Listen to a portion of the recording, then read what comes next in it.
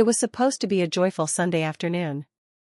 The backyard buzzed with chatter, family gathered around picnic tables, kids racing across the grass, the smell of grilled food drifting through the air. My daughter, Emma, with her long braids bouncing, was giggling as she chased after a ball.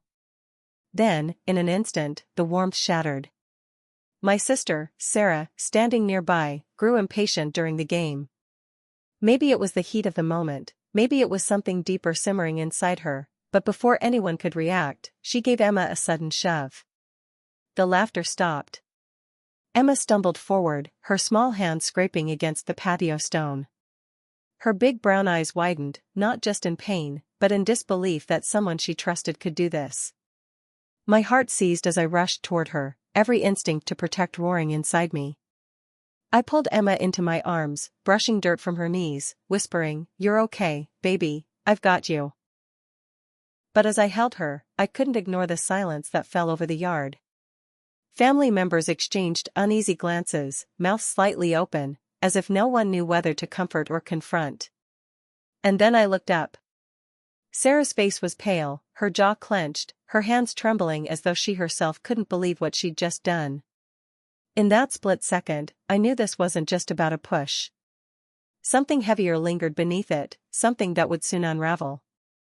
The air turned heavy, thick with words no one dared to speak.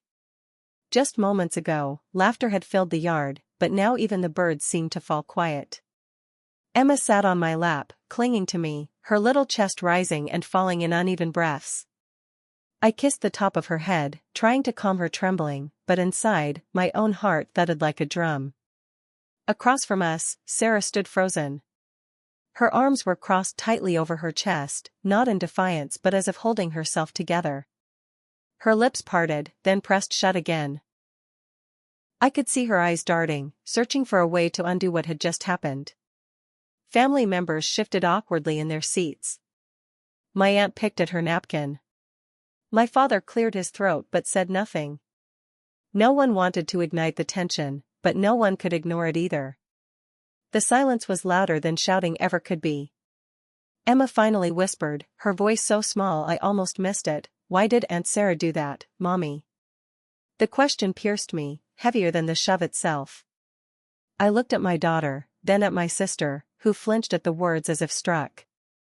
For a long, aching moment, Sarah and I locked eyes. Behind her rigid posture, I caught a flicker, guilt, shame, maybe even pain. But she turned away before I could read more, her face tightening as she muttered something under her breath and walked toward the house. I held Emma closer, realizing this wasn't just a childish quarrel or a moment of bad temper. Something deeper was unraveling, and it would follow us far beyond that backyard. That night, after I had tucked Emma into bed, I sat on the couch replaying the afternoon in my mind. The image of her small body stumbling, the hurt in her eyes, and Sarah's pale, shaken face looped endlessly. I wanted to be angry, maybe I should have been, but underneath, all I felt was confusion. What had driven my sister to act like that? The knock at the door startled me. It was nearly midnight, the kind of hour when unexpected visits usually bring bad news. I opened the door cautiously, and there she was. Sarah. Her eyes were swollen from crying, her cheeks streaked with dried tears. She clutched her cardigan tightly, her whole frame trembling like a child caught in a storm. For a long moment, she didn't speak. Then her voice broke, barely above a whisper. "I didn't mean to hurt her.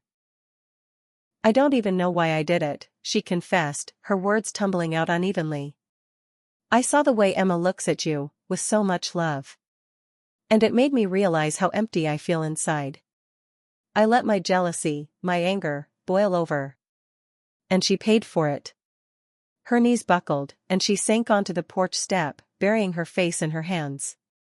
I stood frozen, torn between the memory of Emma's tears and the sight of my sister unraveling in front of me. When she finally looked up, her eyes brimmed with regret so raw it was almost unbearable. "I hate myself for what I did," she whispered.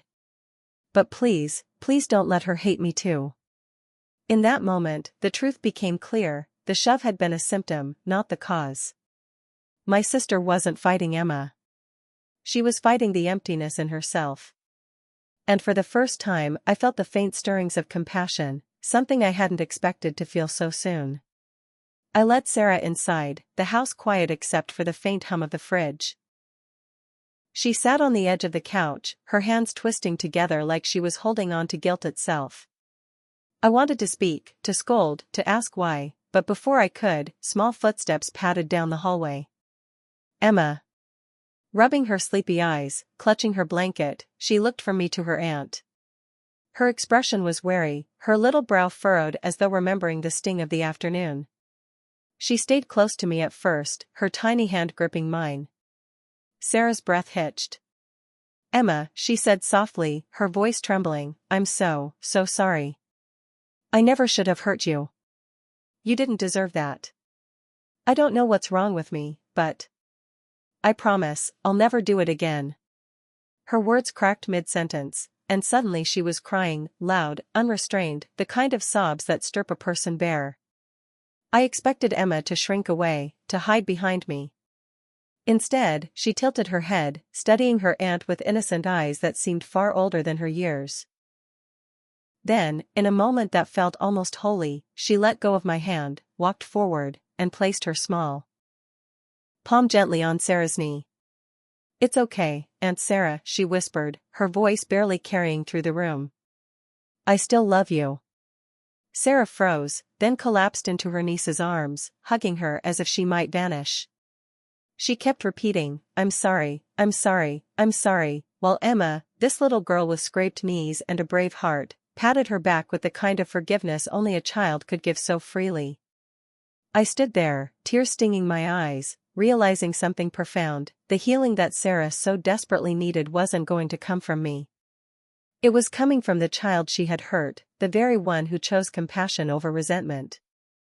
In that moment, forgiveness didn't just soften the wound. It transformed it.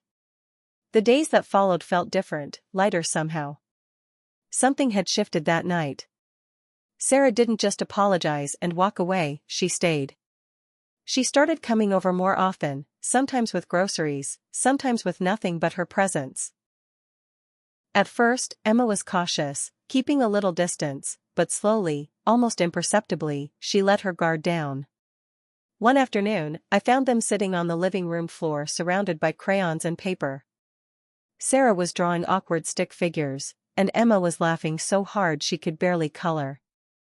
The sound filled the house in a way I hadn't realized I missed. Sarah looked up at me then, her smile shy, almost tentative, but real. It wasn't just about Emma, though. I noticed Sarah opening up more, sharing pieces of her loneliness she had never admitted before. For years, she had hidden behind sarcasm and sharpness, but now she was learning to lean on us, to let herself be loved. Emma, in her innocent way, became her aunt's healer. She invited Sarah to her school play, asked her to braid her hair, even made a habit of saving her drawings just for her. The same little girl Sarah once hurt was now the one pulling her back to life. One evening, as we watched Emma twirl in the backyard, Sarah whispered, I don't deserve her love, or yours. I put a hand on her shoulder and said, none of us are perfect. But love isn't about deserving, it's about choosing. And she chose you. Tears welled in her eyes, but this time they weren't from guilt. They were from gratitude. That summer, our family wasn't perfect, no family ever is, but we were healing. What began as a shove, an ugly moment of anger, became the doorway to something none of us expected, a deeper bond, a second chance. And I realized something I'll carry with me forever, when we choose compassion over anger, forgiveness over pride, we don't just mend what's broken. We create something stronger, something unshakable.